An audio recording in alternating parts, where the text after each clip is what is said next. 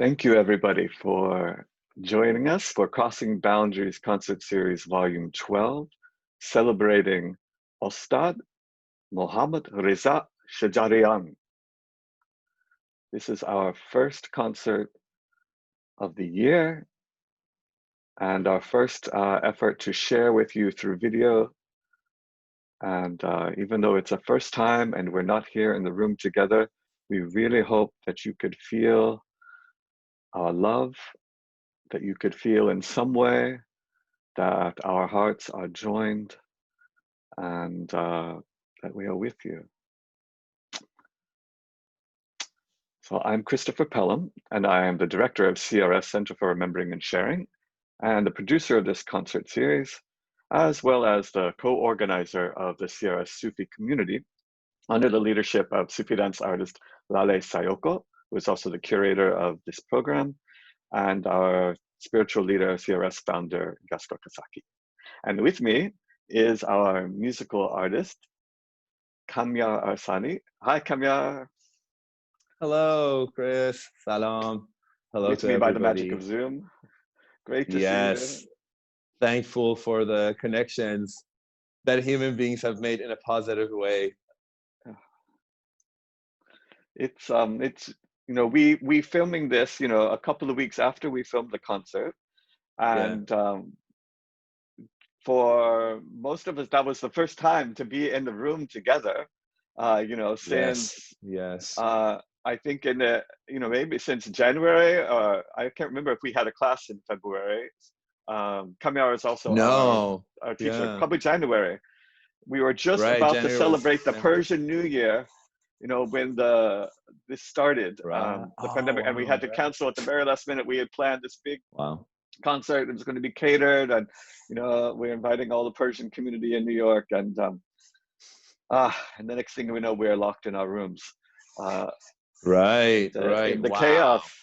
Yeah. Yep. So it was so special. It's been so long since then that I actually, now you're saying that, I had to put the images of my memory together. Right. Wow. That was like going to be such a big thing. Life or something. Right. But hey, hopefully this will be our version of our alternative universe Nowruz Day film, that hopefully the video will bring the same joy and cheer and a spirit of unity that is intended for the creation of it to be, you know. Yes. So, you know, as you know, this is the third year of the concert series, you know, and it really was envisioned and is, you know, a live event series. And, you know, its purpose is to help to transcend the barriers between artist and audience, as well as between traditional and contemporary experimental and, you know, unique local cultural expressions with the kind of universal, and, you know, crossing boundaries, you know, dissolving barriers. And with Sufi dance and music, you know, in particular, you know, it's, you know, in the sense that we're inviting people in, you know, it's a performance, but, you know, we don't really approach it exactly like a performance. You know, it's really about our mind and heart and energy, you know, our commitment to peace, to surrendering, and to trying to melt, you know, literally to melt, just to allow all that's a universal to kind of come in to our consciousness. You know, it's there, you know, but for us to be, you know, aware of it and melt this sense of like me, separate me, you know, and be one together. And so we really had no idea how it might work, you know, through video.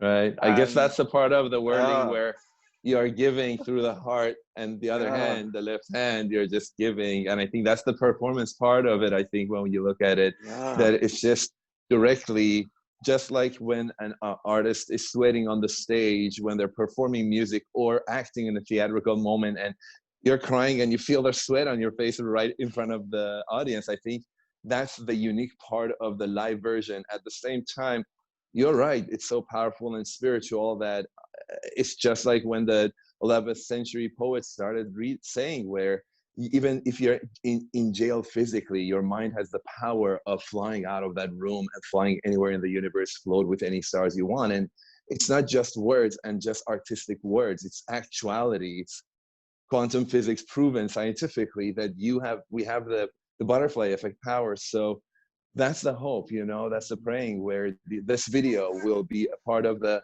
this beautiful social chain of events where it will bring folks together and have the conversation and awareness and watching the video safely, social distance at home. Yes. Yeah. And I think, you know, our videographer, Chris Fiore, he is a wonderful artist. You know, he's an artist first. You know, he does all kinds of art, and I love the way he's working. I never imagined, you know, that the video, you know, would turn out, you know, the way that it did. You know, because I don't have that the same, you know, artist mind in that sense, but I really felt that he communicated the like the raw, the energy and the intensity, you know, of the drum of these passionate songs, you know, and of the just what it is like, you know, we think, okay, whirling is like a meditation, yeah, but when it's with this drum and with your life force, you know, we are carried, you know, it's like we're in trance or we're channeling, it's just we're like a different, not an everyday mind, you know, it's amazing. And I feel, you know, when I watch the video that, you know, something of that kinetic energy comes through, even though it's just, you know, lights on my computer screen. Yeah, absolutely. I mean, I watched the trailer. I mean, okay, so when I record music or when I'm collaborating with someone, when it's to the talk of the technicality of the structure of the work and building the foundation of it and all the file and numbers, I listen until that's finished, then I don't. I just give it to somebody to master, and then it's out for audience, and I'm moving on to the next piece because I have worked so much for it, and within it, then I'm just like done. I want to move into the next room. But with the video was interesting because I didn't know what was going to happen to the video, and being in the room and playing the music, I always get it, no matter when it is. It could be, I mean, not in Farsi we have this. It's everywhere actually. Knock on wood. Hopefully that will never happen. But even if the bombs are floating around us, it seemed as if that room, that moment of the whirling with any whirler or whirlers and the daf and the words of a Sufi poet, it's like an elevator that shoots up into the sky, and I don't feel gravity anymore. I feel as if we're just a bubble, but such a forceful bubble that will never pop, no matter what force. It's very, I don't know. I always get an incredible energy, but coming back to the video, I didn't know what's going to be like until I saw the trailer, really, because when I got the additions to let you know about the song titles, I was like just listening for a second, and I was just like, oh my God, my voice. And you know, artists, how we are about looking at our own work, and we can't compliment it after we've done it. We have to be like, I can't, you have to compliment it, sorry. So I was like, wow, but I couldn't stop watching the video. And when the trailer came out, I was shocked because the shots and the edit was so beautiful that it actually captured how intense the night actually was. Yeah. Yeah, and it's beautiful work. Yeah, I'm very grateful to work on this video with you guys. And I think honestly, me as the, both as the artist that was with the work and also just a friend of the production team, just knowing this community, I just am honored to be a part of this timeless work where I don't see it being only appropriate for pandemic times 2020. When I see this work in 20 years, I will absolutely feel the same way as, again, work that comes from the soul and the depth of the heart. It sits with the depth of the heart when one listens. Therefore, anybody who wants to listen, have the time, and is really enjoying this talk of art and all that, watching this, I know that we are putting all of ourselves and all that we have learned into something like this, because sharing is the beauty of learning, really, truly, because learning and just holding on to it is, to me, it's just like a sports game where you're holding onto the ball. You're not sharing it with anybody else. So there's only one or two directions from there. But when you share this, you know, kind of look like a spider web, this creation that can plant seeds in other minds and inspire, not because we are good, but because the sounds, the sonic journey, the spiritual focus of the work is just a little door to a university of thought and ideologies that is worth expanding on and talking about rather than one way of thinking, you know? So I just love doing this live performance with you guys. But then again, unless somebody videos and shares it online, it's more like, you know, we do the work, we put the video out the day after, and we go about our work. Hey, what's the next idea? As you know, Chris, you know, we are all creators, so we move on. But to me, this video is all the days that is going to be streaming and people are going to watch it. And I'm already impressed by people who watch the trailer and the long length messages I got from friends and family about how beautiful it looked and sounded. And they thought we did it in like Hollywood somewhere, you know. Just kind of was funny to me that they thought we were in a professional film studio somewhere outside where we are, and we got a whole bigger team. And I said, yes, we did have a huge team, but it was a team of hearts. Each person was working like 3 people that day.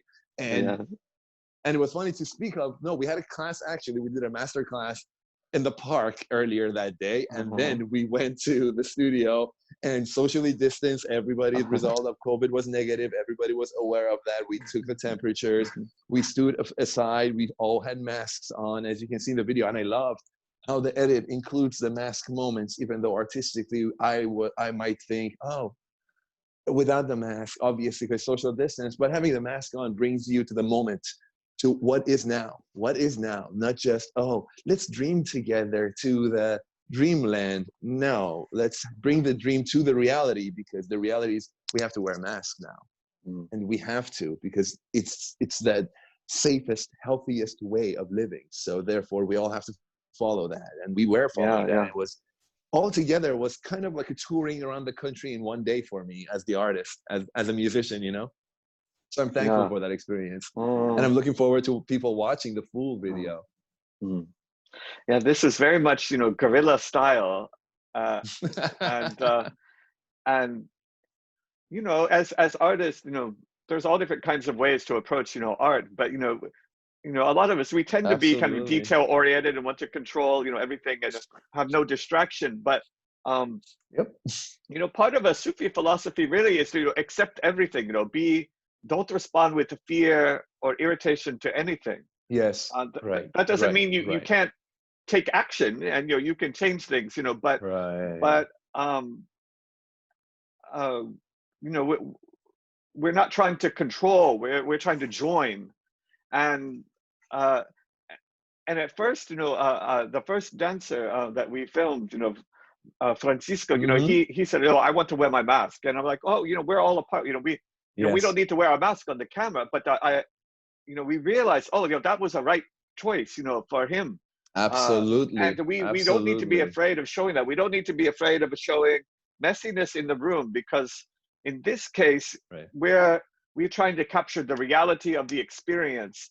And in a sense, you know, a video is something artificial, you know, it's a zeros and ones and light, you know, manipulation. But at the same time, we are trying to use that to just show you where we are. Like, this is our practice during a pandemic. This is how it is. And it's we don't need to think, oh, you know, I wish we could have done this, I wish we could have done that. You know, it's in that moment, it's just perfect. You know, we were united, and that's perfect. Absolutely, you're so right. You're so right in like accepting all the forms and particles that are in our environment and taking action for our safety and health and what we need to do, because we are in the control. And that's the beauty of whirling and the Sufi ideology, not necessarily, oh, the school of thought of this school you belong or that you belong, but the beauty of the umbrella that Sufism creates about this ideology of dance with whatever is in your environment. Maybe you need to give it space, but keep dancing, keep going around in that perfect circle. And that's the whirling, is that you become, your body becomes like a fast-paced mixer, but you're not crushing anything. It's just bouncing up the thoughts and ideas that don't have a place in that very moment in your body or your mind, because your whole body is at work. And when the whole body is at work, all united, the idea of connecting and all of that becomes so natural, because that is our being. That is how we are created into existence. The zero of us, when we come to earth and we start living on this earth, we automatically laugh to beauty. We automatically do not tell a lie. We automatically see everywhere a whiteboard that you can clean it and write a beautiful thing on it. And you know, then we grow up to see all the blocks and the walls and the distractions, and it's just everything gets blocked inside, and then we have to do a lot more work, just like how you're rolling the wheel of life and you just let it go for a second, and then you have to run after it a lot to catch up.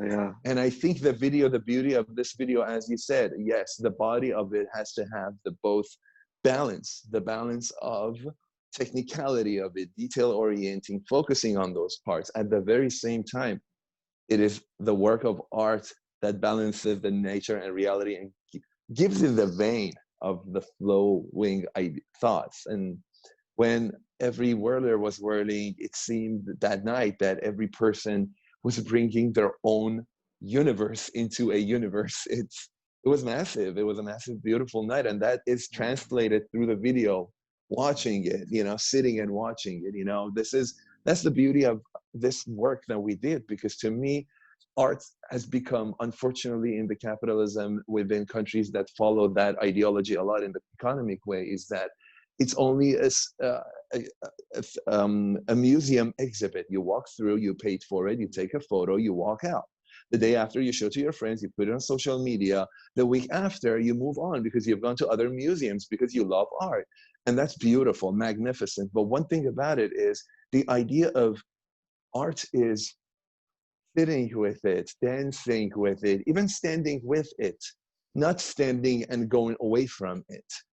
Even so, that's why I love the art that puts you to sleep, because I feel that if it translated something to you and you peacefully are at a peaceful way, that is beautiful. That's the work of art. So what I'm trying to say here is that that's the beauty of this work. You cannot just sit there, take a picture of your phone and of your laptop and TV screen and say, hey guys, watch this.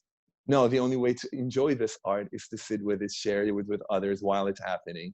And there's a time for it. It's like a little festival of this video. So I encourage folks to keep reminding themselves and everybody else that the art that is created, especially in the pandemic time, is more meaningful than, you know, some years that we have, and we are floating within joyous moments constantly without any severe moments of having to think, having to sit and think.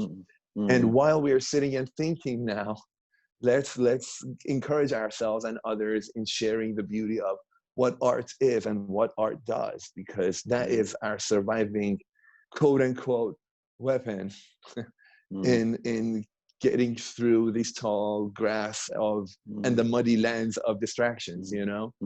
And as you said, it's like ascending, it's an elevating video. So it's again, can talk about it for hours. I will stop right now. No, for those of you who don't know, Kamyar is he lives in Washington D.C.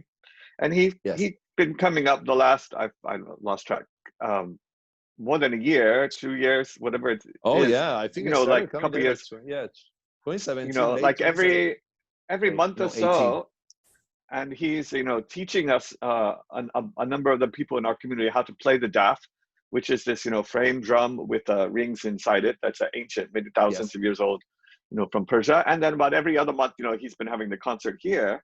But of course, in between, you know, he in DC, he's having lots of gigs, you know, as a working musician, you know, at least until the pandemic.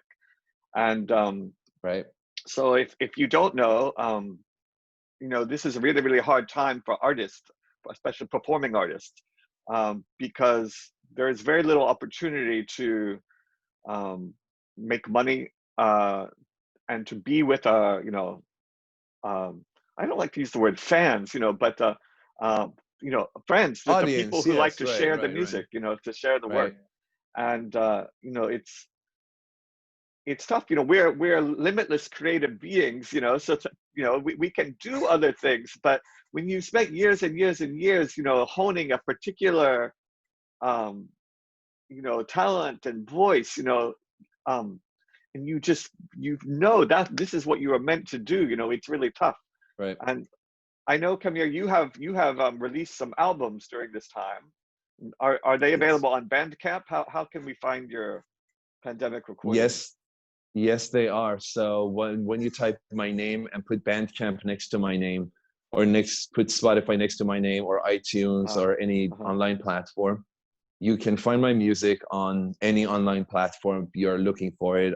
My albums a month or two ago, all of them went on Spotify and iTunes and all that, thanks to a record label that is called 2020 Records and Tapes. He is a good friend of mine. His name's Steve. He's in Baltimore. And anyways, he helps me put my music out in the universe. So they're all available online. I'm also in a band called Time is Fire. We have a record out, vinyl out. It's a beautiful piece, actually. I believe that people will enjoy listening to it.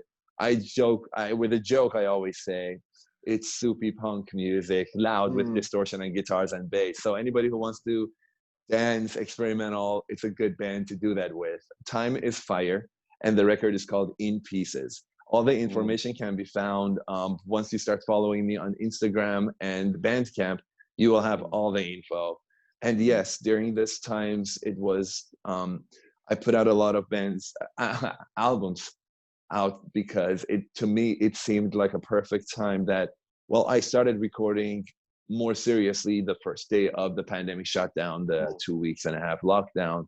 And the very thought to me was that, okay, there is no way of collaboration or going to concerts and watching people and jamming with them and learning to write music with them because I don't have a fast-paced internet. So like right now, the only way is I have my GarageBand on my computer. Let me learn how to do this. Let me learn how to record. I didn't know how to record till that day. I was recording before, but mixing is a whole other world of creating a music. I can play anything on any instrument, but once I'm in a microphone, it's a whole other world. And I started learning how to do it first day of COVID and the shutdown. And what happened was by March till May, I had 2 albums out that to me felt as if it's audible, technically experimental work that is interesting to look at, even scientifically, to say, you know, I don't like the song, but also, wow, nice texture over there. So I started working on texture. Poems I was choosing at the time, I focused on Master Shajarian music a lot when I could sit back, because just mixing with the American punk music and the rock and roll vibe, it got me into a separate room from my old folklore traditional vibration of sounds that I had as a creative person. It's different as an audience listening to Spotify than creating music. I was more focused on how minimalist the American music can be and how poetic and beautiful it is. And I didn't want to do too much of a work of Persian music where you have a whole orchestra of different melodies and harmonizing different dasgahs. To me, that was too much at that before COVID. COVID starts, I started recording, working on all of these textures and all that. And I kicked back to listen to Shajarian music and Humayun Shajarian, his son's music, and my good friend Sohrab Purnazarian music, and how these contemporary works are being created as the days roll by, no matter what happens in Iran. And to me, it's a folk in a country that for every artistic approach you want to do any day, you have to get a permission from a lot of extremists who give you permission to record. So in a word like that, working and producing, to me, that's sleek, that's smart. So I started thinking about that a lot. How does a person create such a massive work within body of a limit? And then the more I listened to Shajarian work, the poetry, then I started watching his interviews that he talked about, you know, he spends a lot of time before any performance or any recording moment finding the right poem for the music. It was very interesting to me because Master Shajarian, Ostad Shajarian, he is voice of generations. Anybody in the universe, even anybody outside planet Earth, wants to talk about most beautiful voice on Earth. There are, if we say there are 10 or 5 within history of human beings that their voice is, nobody has that in their blood. Yes, you can train to get close to the range of that vocal, but it's just like when a piano sounds very different than any other piano possible on Earth, and you cannot make a different one like that, you know? So Ostad Shajarian with that voice necessarily didn't need to constantly be changing the pattern of his work. He's already beautiful work, but he spent a lot of time on poems and how they rhymed and the message of them. And he was the voice of people. There was no song being produced by him that had no direct root with how people feel on the daily basis against the government, against all brutalities all over the world, everything. So that all made me think that as an artist, there is a responsibility that comes with it, because I say as a joke to all my creator friends and everybody around when they listen to the music or anything, when they ask, how is it? How is the process? I say, well, are you, when you're cursed, the sounds and the visions and the images are constantly in your head. It's not about having a tea or coffee or waking up or sleeping or, oh, are you on drugs? No, it's not. It's just 24/7 randomly. I'm ordering a meal for a work and then something hits and it's 3 chords and the 3 chords are 8-minute song and I don't know what to tell you. So that's the cursed part. And then being cursed is not enough to just say, oh, I have that idea. There's a whole planning going with it, and that's why it's cursed, because then if it's the bigger the curse is, the bigger you have to work for it to make the dream be available so that you are not just talking and you put the actions into work. And Ostad Shajarian didn't need to do all this work to prove anything. Everybody already knew, oh, Ostad Shajarian, bowing down right away. So he could be doing the same dasgah all over the years of career, and we all would bow down. But he changed the way of approach to art every album. He would do a whole orchestrated with strings, music, no tar, no tambour, nothing. Then he would do a whole work with a Sufi poem that is orchestrated with only 2 instruments for 9 tracks. That is just magnificent poetry. You listen to that, you go to the next album, it's contemporary tar music that you are like, wait, what dasgah is it even? And he says, oh, it's 5 dasgahs within 5 minutes. We change it to that. And you listen and you say to yourself, what is happening? And it's just simply provided. And you listen, you don't have to think complications. You listen to the music, you close your eyes. You have to. That's why it's dangerous listening when you're driving fast, because you can just like go by it and just say, oh, that's Shajarian work. No, you listen on headphones, you go. And that's my inspiration. That's where I'm coming from. That's my land. And I have the responsibility of speaking the voice of people, the voice that is the creative voice, but also have it available, not complex. And that means I have to do the complex work myself and give it accessible to everybody. And that's the beauty of Sufi music. It's just that tempo and a rhythm that I can choose a complex rhythm of 12/8 and play that 12/8 and do all the crazy things. But if I do it consistently in a timely manner that works with the mindset of the room, everybody can go with it and treat it like a lullaby, but it's a fast-paced rhythm. So what I'm trying to get at is, yes, the limit made me think about all these things in a deeper way than just, oh, let me perform there, let's get paid there, let's do this, let me just tell people what I know. That's, it's good to put myself as a teacher into teaching classes and master classes that are not provided by any universities, because these are more spiritual.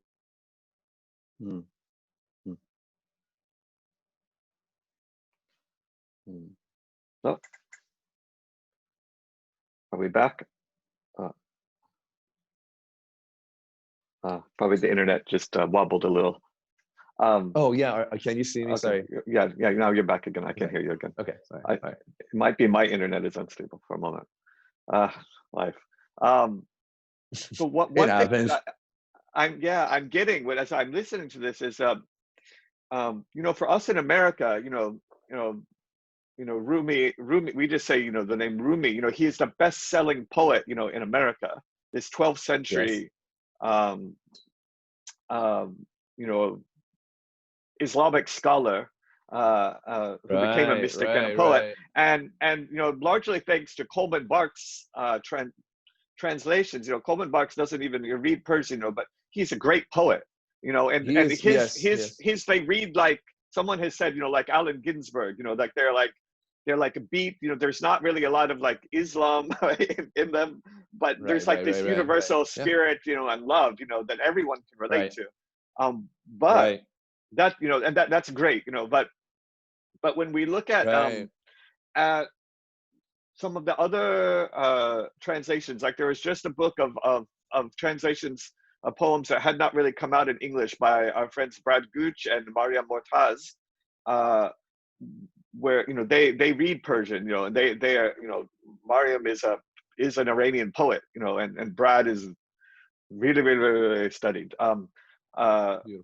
We get the sense that even though, like Rumi, they said he didn't write everything. His students, his assistants, and friends wrote down, you know, as he just extemporaneously recited the stuff that came into his mind. But he was actually working a really deep level. Like he studied so many different traditions of music because Konya, where he lived as an adult, was such a melting pot of music.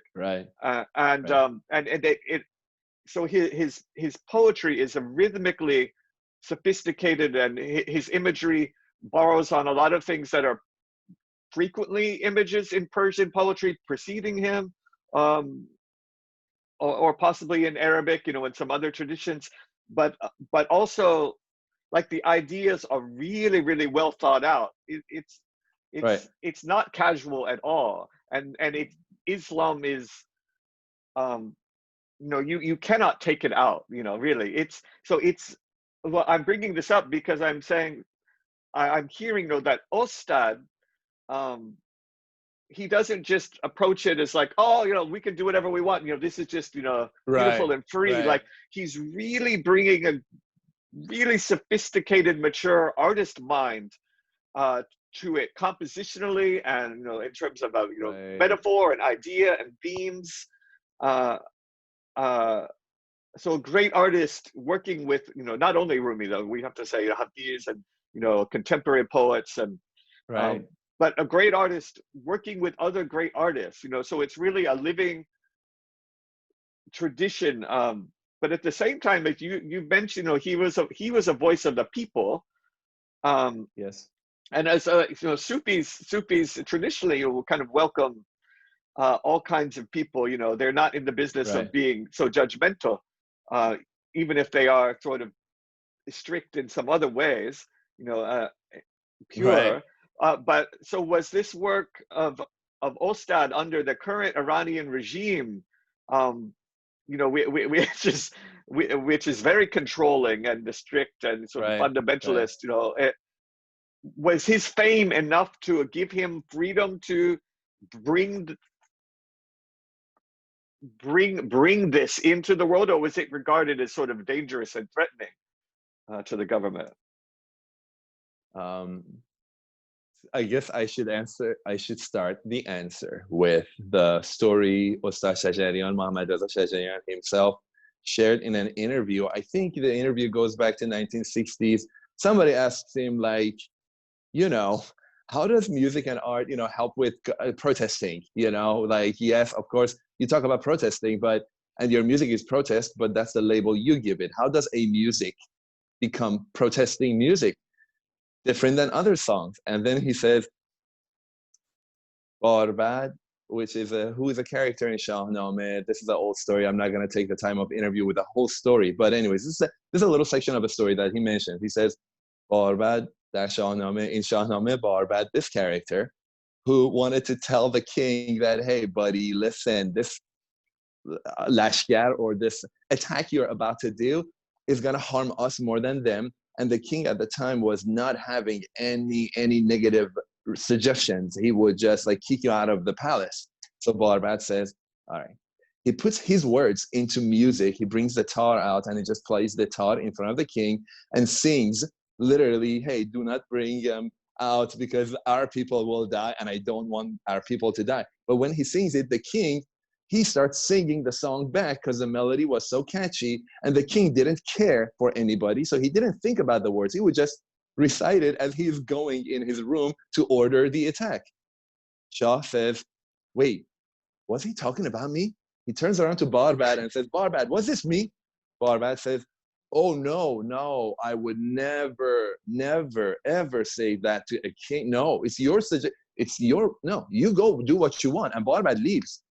There is no attack after happening because the king thought about it, sat with it, recited it, and the song was beautiful, catchy. So the king made sense of the world near him. And what I'm trying to get at is, that is the quote unquote weapon or the trick that we talk about, where people who try to harm others, which shape to be the dictators, which shape to be the governments, who try to sabotage and just keep making mistakes and keep failing in delivering for people, no matter what country or the government.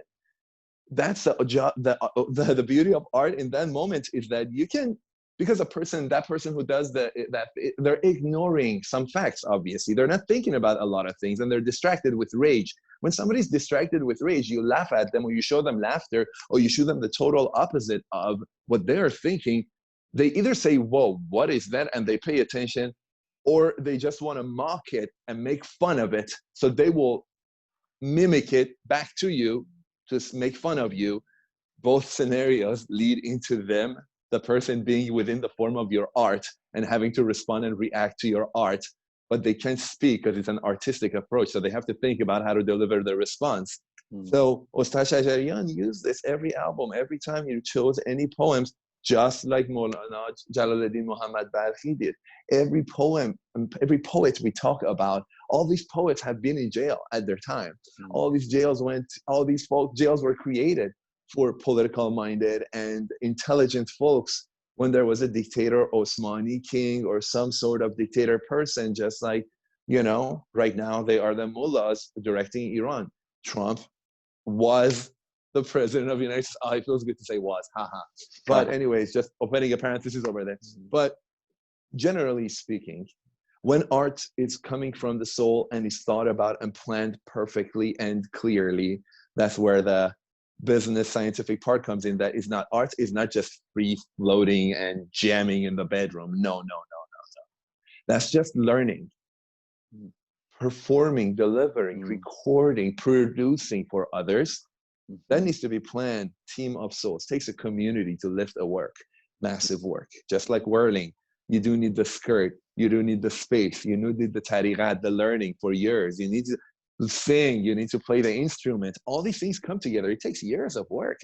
But while years of work, you cannot just sit back and say, oh, I don't think that my work is ready yet. No, art is never perfect. Art is never perfect. But your piece, the particle you are offering to the ocean of existence, could be looking like a particle of water sonically, so that somebody sits and listens to the headphone. That's so many beautiful music and videos have been created already, where you and I sit after a hard day from a video that is from 50 years ago. We watch it. Oh, we go deep in there, even though we have listened and watched it many moons over and over. Times of joy, sadness, doesn't matter. That's the beauty of art. Talks real, timeless. It's there. It's raw.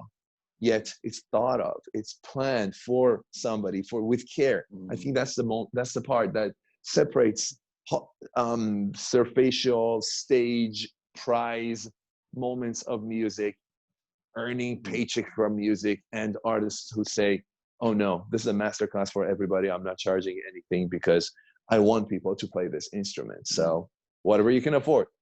I think that to me is more important. So that's, the whole purpose of this video. So coming back to it, yes, Hafiz, Saadi, Rumi, Baba Taher, all these poets that, and also that's actually another beauty of Ostad Shajarian work. We should not forget that he chose, so in Persian culture of the art of poetry, there was a moment of revolution that happened where we call it the new wave poetry, or in Farsi we say she'r no. No means new, she'r, poem. So the way it is that it's not rhyming. It's poetic sentences of, if you and I are texting on the phone and I just, instead of just saying, hey, how is it going, buddy? I say, how goes, my dear friend? Behind the suns is the clouds, or behind the clouds is the sun. That's a normal sentence to write, right? I'm a poet or whatever, so you read it. So it's easy to read, but also it's not just a simple sentence. So that was the trick, that there were poets in north of Iran that as a protest to the idea of Iran's music and art is always in the same cycle of get a tar, tambur, tombak, daf together, one beautiful singer sitting in the middle and just reciting Hafiz and Rumi and all the spiritual that is from years ago. Just like pretty much the saying of the time was, you know, we love reading Quran and Bible and knowing all the Moses and Jesus and Muhammad stories. That's beautiful. We should learn from that. But also, it's the 2000s. That's what they were saying. Like, it's the new time. It's the 1960s. We have to embrace the new way of thought process of people's ideology. So the poetry changed. Therefore, music had to change when you're writing phrases and sentences. I can't just write a 4 strumming for 2 lines of poetry. Now I have to write a music that is a shorter sentence and a long sentence that goes together, but also gives space for the longer sentence that comes without a rhyme. But I have to sing it in a way that you can sing it too. So it has to rhyme. Anyways, there was a whole complexion of ideology and philosophy, like a whole factory that says, whoops, we're going to start a new chapter in another building, but then everybody in that building has to think new. And I don't know what it is, but everybody has to think new. So it took a community of poets in different parts of Iran. Shajarian, Ostad Shajarian was a part of that movement. He embraced it fully. He sang, the poets are Nima Yushij or Sohrab Sepehri or Ahmed Shamlu or Akhaban Sales, all these Iranian poets who were writing protest poems, but very, very, very theatrical and foggy, where a person who is dark-minded could read it and think it's to praise them. But then you and I read it and we say, oh man, it is so brutal against a dictator that is reading this. How is this getting permission? And that was the whole secret. Shajarian, Ostad Shajarian, and everybody in Iran uses that technique where, okay, you don't give me permission to tell you that I don't like you, that's fine. Hafiz says, this line is perfect for today. I'm going to sing it. He sings it. You and I know what he's saying. That's why I'm saying he's the voice of people. You and I off the stage listen, and we say, Ostad Shajarian, did you see what he says tonight? And everybody, all the people in the government, they say, oh yeah, that's a beautiful music. And we laugh in the back like, ha, ha, ha. They don't know we got them, but we know the truth. So that's the whole, yes, you're right. Shajarian, Jalaluddin, Muhammad Baqir, Rumi, Maulana, every hero of the poetry of that area. And as you said, music, the Turkish music, Arabic music, Persian music, even Indian music on this side, Afghan and Pakistani music, all of this, back in the day, there were no borders, right? Border didn't mean that you issue a passport.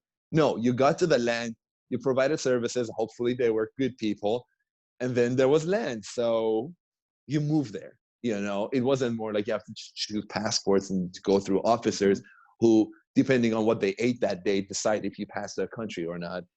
Anyway, so all of them blended in, you are right. And Rumi, Maulana, and Shajarian, they see these opportunities and they see all these beautiful thoughts. And when they learn, when you open yourself to learning them, they speak back with you and they tell you how to write for it, how to think of it. So Ostad Shajarian, and that's it. That is a lineage of thought ideology that I want to step in the footprints of. I don't want to belong to one university of thought process about music that, no, you only have to do it this way. Oh no, for every note, there is a million ways of playing one song, any note, any melody. So the idea is, let's expand on that. Let's do bigger work. I'm not just going to sit here and learn how to record on GarageBand. I'm doing that so that CRS and I can create a video with Whirling where I create this massive sounds texture with orchestra.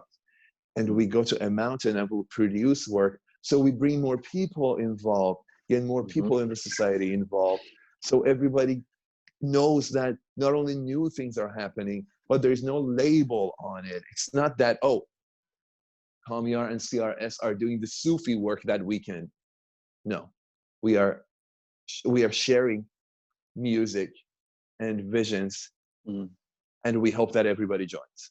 That's all it is. It's a drive-through theater, no charge, no gate, just in and out. There's food provided if you want to stay. You get the hospitality if you would like to stay. But if you don't, that's the beauty of video again. You're not stuck there for 45 minutes, an hour, trying to figure out how to get out.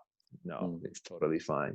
But I know that's the beauty of work like this. I don't think of marketing, getting a marketing company to do this, because work that comes from hearts, it's with hearts. So thank you. I'd like to wrap up with just one more thought and question. Absolutely.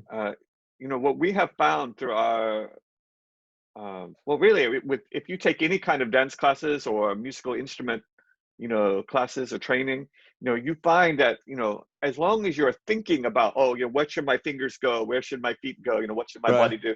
You know, you have attention, and very often you might be behind the beat. You're constantly struggling, but at some point you you just feel like you're in the flow once you start to get comfortable.